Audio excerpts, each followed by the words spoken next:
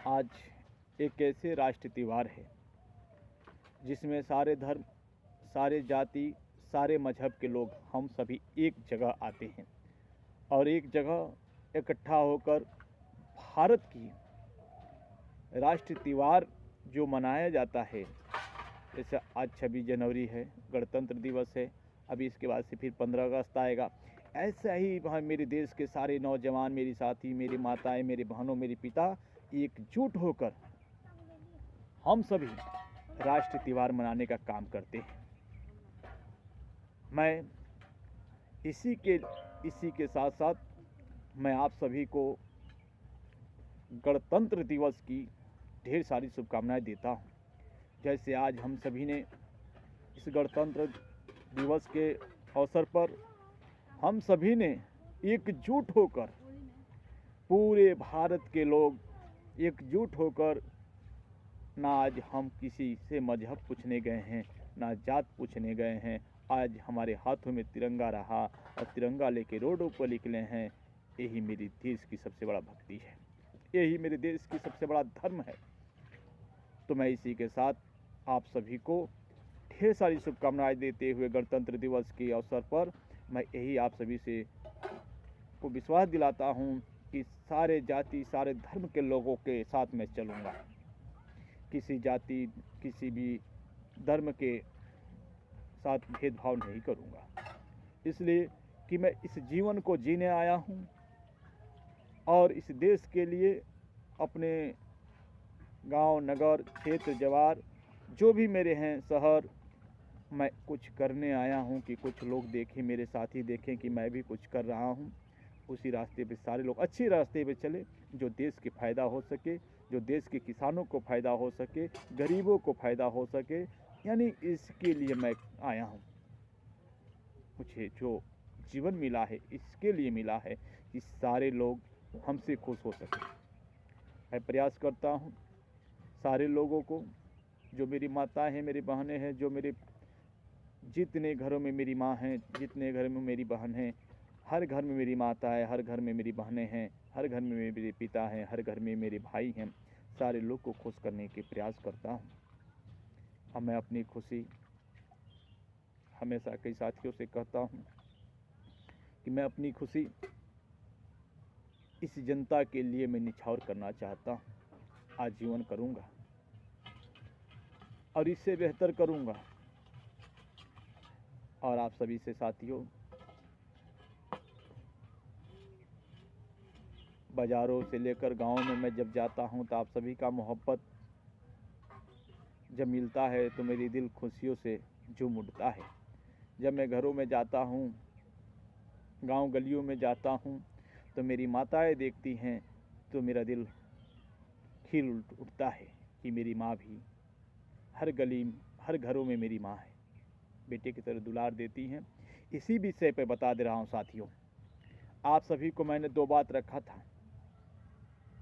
Facebook पर मैंने कहा था फेसबुक लाइव पाऊँगा। साथियों, इसके लिए मैं कहा था स्वास्थ्य, शिक्षा, ये सबसे बड़ा इंसान की जीवन का ज़रूरत है। एक टाइम कोई नहीं खाएगा, जी लेगा, लेकिन तबीयत खराब हो जाए, उसको इलाज न कराइए तो लगता है ठीक नहीं हो पाएगा और वो गंभीर रूप से बीमार हो जाएगा। किसी बच्चे को समय से शिक्षा मत दीजिए तो भी बेकार हो जाएगा। तो इसी के साथ साथ मैं आज 26 जनवरी के अवसर पर, मैं इस गणतंत्र दिवस के अवसर पर मैं पुनः सरकार से निवेदन कर रहा हूँ। जैसे एक विधायक का लड़का, एक सांसद का लड़का, जैसे जनता जिसको प्रतिनिधि चुनती है, आप अपने आप को जनता किसान नहीं बुझते हैं, अपने आप को सांसद बुझते हैं, अपने आप को विधायक बुझते हैं। ठीक है, बुझिए, जनता ने आपको अवसर दिया बुझने को, लेकिन जनता के लिए कुछ करने की ज़रूरत है। जनता के लिए ये काम करने की ज़रूरत है साथियों, जैसे हम लोगों ने अपना अपना मत क्यों देते हैं, एक विधायक, एक सांसद क्यों बनाते हैं, इसलिए कि मेरी शिक्षा स्वास्थ्य के बारे में सरकार सोचेगी। लेकिन मैं आपको बताऊं, मेरे हिसाब से अभी तक किसी ने नहीं, पूर्ण रूप से किसी सरकार ने नहीं सोची किसान और गरीबों के बारे में। मैं गांव घरों गलियों में निकलता हूं, कोई इलाज के अभाव में मर जाता है, कोई शिक्षा के अभाव में बच्चा बड़ा हो जाता है, उसे गिलवा माटी का काम करना पड़ता है। लेकिन साथियों, वो काम आज है नहीं, वो ख़त्म हो चुका है। मैं सरकार से यही निवेदन कर रहा हूँ, मेरी बातों को सरकार, वर्तमान सरकार हो, आने वाली सरकार आए,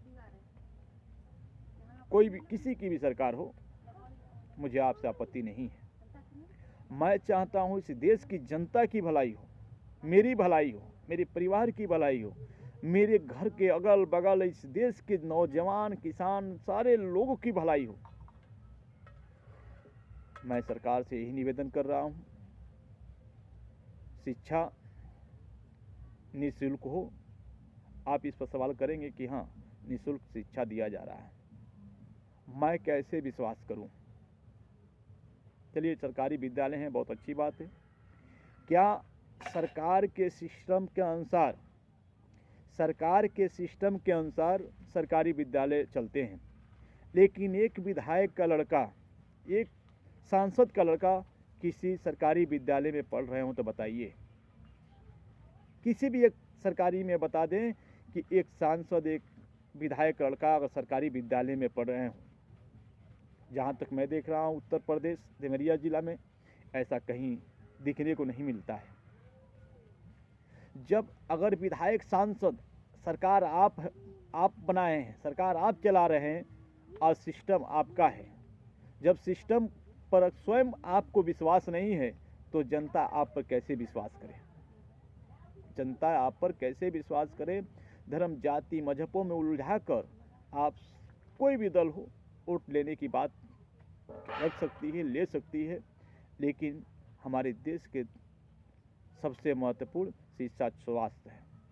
जब किसी हमारा ही बच्चा, चाहे गरीब का बच्चा, किसान का बेटा, किसी वर्ग का बेटा हो, अमीर गरीब सारे लोगों के बेटा जब पढ़ेंगे तभी इस भारत का विकास हो सकता है, गाँवों का, घरों का विकास हो सकता है। जब लड़का पढ़ेगा तो उसकी सोच आगे बढ़ेगा।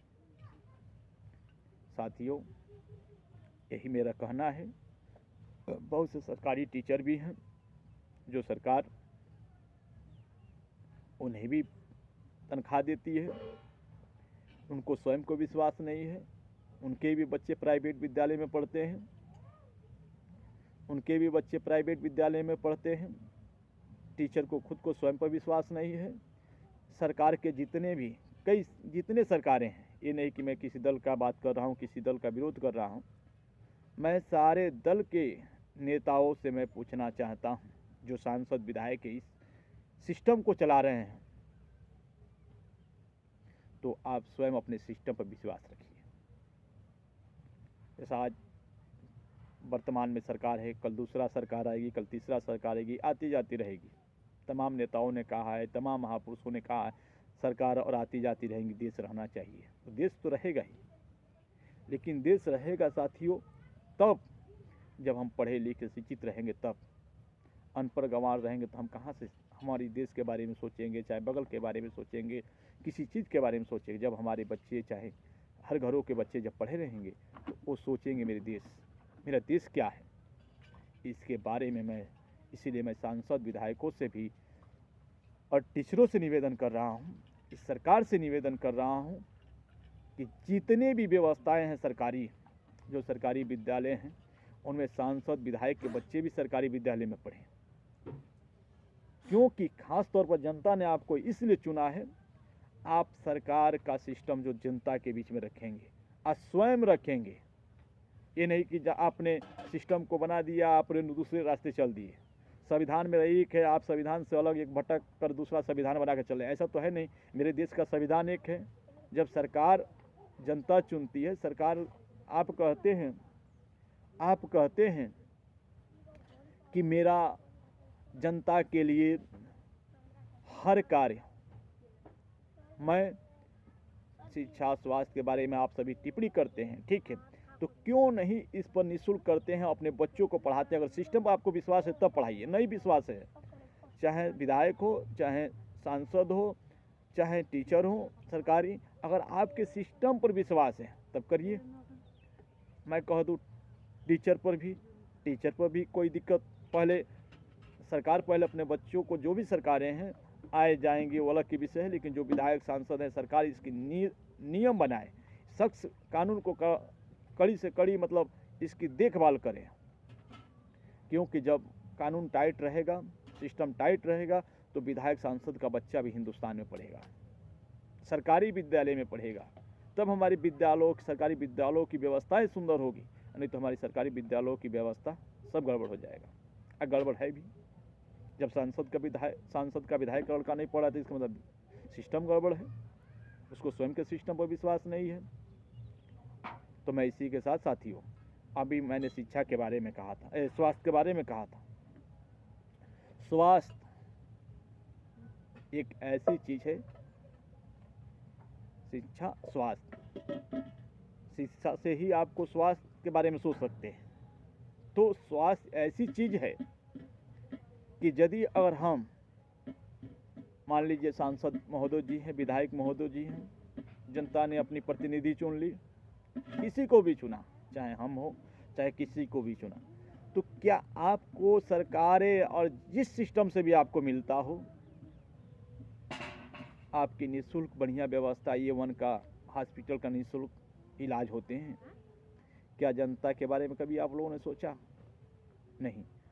अगर मैं मान लीजिए मैं मुख्यमंत्री हूँ, मान लीजिए मैं एक विधायक हूँ, मान लीजिए मैं एक सांसद हूँ, मेरे इलाज में एक पैसे नहीं लगते हैं, तो क्या जनता ने आपको वोट दिया तो उन्हें पैसा नहीं लगना चाहिए ना? उन्हें एक पैसे नहीं लगने चाहिए, उन्हें डिस्टर्ब नहीं होना चाहिए। जैसे आपके व्यवस्था है वैसे एक गरीब के बच्चे को भी वही व्यवस्था होना चाहिए, एक भिखारी को भी वही व्यवस्था होना चाहिए इलाज का, क्योंकि इलाज की जब व्यवस्था सुंदर रहेगा तो जैसे स्वयं का मैंने कहा कि आपके सिस्टम पर विश्वास नहीं है, तो मैं कह रहा हूं कि आपको स्वयं को अस्पताल जो बनाए हैं, जैसे मान लीजिए मैंने पत्थरदेवा विधानसभा से हूँ, देवरिया मेरा लोकसभा है, अगर देवरिया सदर में मैं विकास किया हूँ, अब मैं चला जाऊँ दिल्ली इलाज कराने, चलिए ठीक है, अगर दिल्ली इलाज कराने जो मैं कह रहा हूँ विकास किया हूँ, विकास किस बात की? हमारे हर जिलों में 7-5 विधायक होते हैं, तो वो सारे लोग मिलकर एक अच्छी हॉस्पिटल का निर्माण करा सकते हैं, कर सकते हैं। और स्वयं अगर कोई भी उनके परिवार से तबीयत चाहे किसी भी प्रकार का स्वास्थ्य गड़बड़ है, आप पहले उस हॉस्पिटल में इलाज कराइए, नहीं तो स्वयं आप कहाँ लेकर भाग रहे हैं? बढ़िया A1 हॉस्पिटल में लेके जा रहे हैं, और A1 हॉस्पिटल में लेके जा रहे हैं इसलिए कि जनता ने आपको दिया है, लेकिन जनता को आप हक नहीं दे सकते। जनता को हक दीजिए, यही जनता आपको विधायक, सांसद, मुख्यमंत्री, प्रधानमंत्री बनाती है। जनता के बारे में भी ख्याल करिए। मैं यही आप सभी से निवेदन कर रहा हूँ, आप सभी से हाथ जोड़कर विनती कर रहा हूँ, सरकार से भी हाथ जोड़ के विनती कर रहा हूँ, शिक्षा स्वास्थ्य के बारे में सोचे और समझे और इस पर बेहतर काम करें। गरीबों के लिए, भिखारियों के लिए, अमीरों के लिए, सारे लोगों के लिए निःशुल्क करके सरकार इसकी व्यवस्था करे, ये नहीं कि अमीरों के ही खाली करें।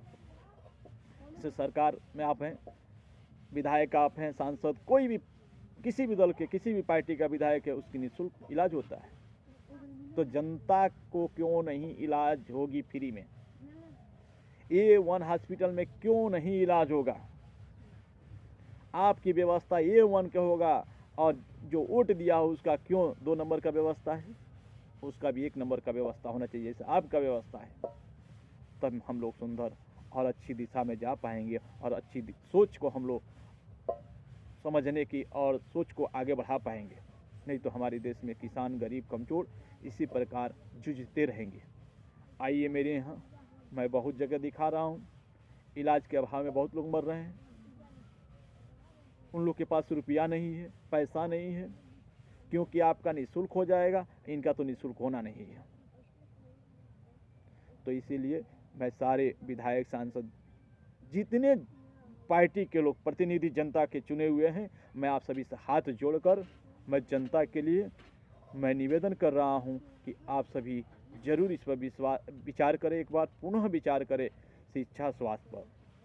अपने बच्चों को भी सरकारी विद्यालय में पढ़ाएं और अपने इलाज जिस अस्पताल में करा रहे हैं उसमें जनता का जहां से प्रतिनिधि हैं, मैं मान लीजिए पथरदेवा का हूँ, देवरिया का हूँ, जिस भी राज्य से जहां आप इलाज कराएं वहां जनता का इलाज होना चाहिए। इसलिए जनता ने आपको चुना है। क्यों चुना है? कि मेरे बारे में आप ख्याल करेंगे, मेरी देख रेख करेंगे। दो ही लोग के पास पावर होता है, विधायक सांसद, इसलिए सरकार इनसे चलती है, विधानसभा लोकसभा। तो इसी के साथ साथियों मैं आप सभी से निवेदन कर रहा हूं, आप सभी भी विचार करें, आप नेता चुनने का काम करें। दल पार्टी तमाम लोग चुनते हैं, ठीक है, चुनिए, कोई एतराज़ नहीं हमें, लेकिन आप अपना नेता चुनने का काम करिए। जो नेता आपके लिए करे उसके साथ रहिए, नहीं करे तो कोई बात ये नहीं है। लेकिन मैं सरकार से पुनः निवेदन कर रहा हूँ, हाथ जोड़ के प्रार्थना कर रहा हूँ, इस जनता, भिखारी, गरीब, कमज़ोर, रोड पर पड़े हुए हैं। मैं भी गरीब हूँ, मैं भी किसान का बेटा हूँ, आज भिखारी भी रोड पर पड़े हुए हैं। जाइए, जो कि भीख मांग कर अपना रोजी रोटी खाते हैं, कैसे भी जीवन को अपने यापन कर पाते हैं, उनके बारे में भी सरकार को सोचने की ज़रूरत है। इसी के साथ मैं सारे लोगों से, जितने लोगों को अगर मेरी बातों से कष्ट पहुँचे तो मुझे क्षमा करिएगा, क्योंकि मैं जनता के हित में बात करता हूँ। आजीवन करूँगा, आजीवन रहूँगा जनता के साथ। एक नहीं, 1000 बार भी मेरे ऊपर कोई शब्द, कोई मेरे ऊपर FIR हो जाए, चाहे किसी भी प्रकार का हो जाए, मुझे जेल में रहना पड़े, जनता के लिए मैं रहूँगा। इसलिए कि मुझे कुछ चाहिए नहीं, जनता की शिक्षा, जनता के लिए शिक्षा और स्वास्थ्य महत्वपूर्ण है। ये दोनों चीज़ बहुत ज़रूरी है। मैं सरकार से निवेदन कर रहा हूँ। बाकी अदर तो आपके पास योजनाएं है, ये है, आप अपने हिसाब से बनाइए, अपने हिसाब से लगाइए। कैसे मेरे देश आगे बढ़ेगा, मेरे देश के साथी आगे बढ़ेंगे, माताएं बहनें, विचार कैसे आगे बढ़ेगा, इस पर सरकार को सोचने की ज़रूरत है। मैं निवेदन कर रहा हूँ।